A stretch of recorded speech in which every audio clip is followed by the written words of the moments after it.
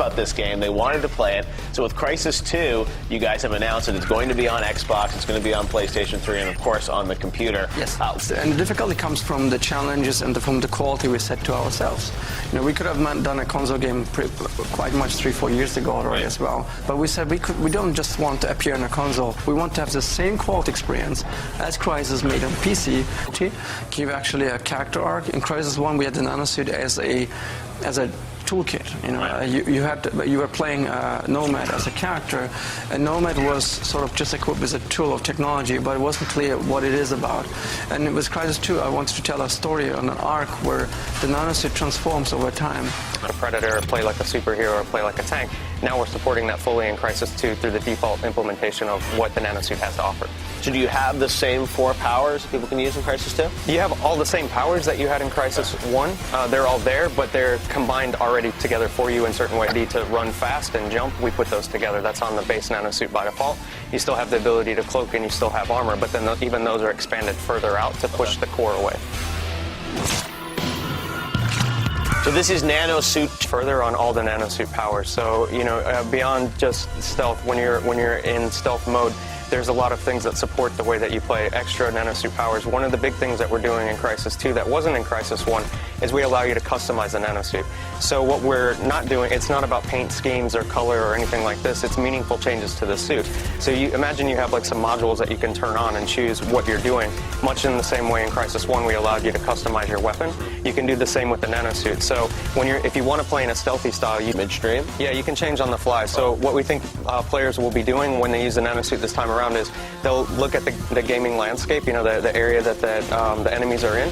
And then much like in the original Crysis, how people would change, like put a grenade launcher on or change a scope or something like this to change their weapon, they'll look at the same problem and go, okay, well, how can I optimize the nanosuit to do the same thing? Play like a sneaky guy and sneak around and stab people in the back and play, you know, more like a ninja or a silent killer.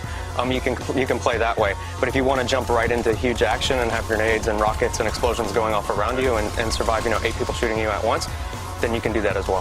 So are you going to have a lot of vertical gameplay in this game? That would be a boring thing to do. There wouldn't be much interesting things to do. But what you can do is, you know, within a gameplay space, because the suit is so powerful, you can basically move up and down 1 or 2 stories quite easily. So you can jump on top of trucks and then jump from a truck onto a low roof and run across. There's a up and down aspect to the gameplay spaces, and the enemies that you fight will challenge that as well.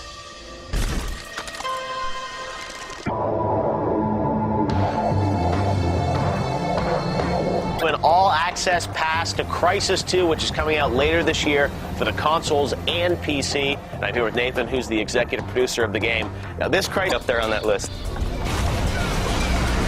So New York City, you know, what is it going to be unique about New York? Why did you like New York so much? So many things have been set there, but New York always has an awesome story to tell.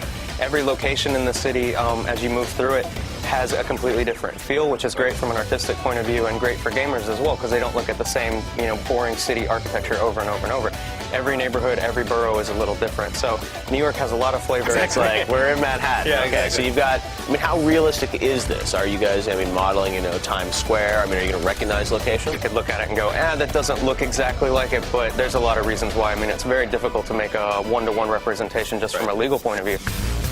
What we have done is replicated each location very, very closely as far as size, footprint, feel. I mean, it'd be hard-pressed for you not to feel like that's New York. Open world to some degree? Like, are you going to be able to go all throughout Manhattan in these levels, or is it more segmented? It's segmented much in the way Crysis 1 was. So in Crysis 1, you had play space. We'll do the same with New York, and we have our own way of making that happen, but yeah. So the footage we're seeing tonight, it looks like we're in the Wall Street area of New York? Yeah, definitely. The game is set, this level of the game is set in the Wall Street area of New York, in the financial district. There's some good landmark buildings there. It's a really nice gameplay space. It has a little bit of openness, but it's still a little tight at times, which is good for the player. Yeah.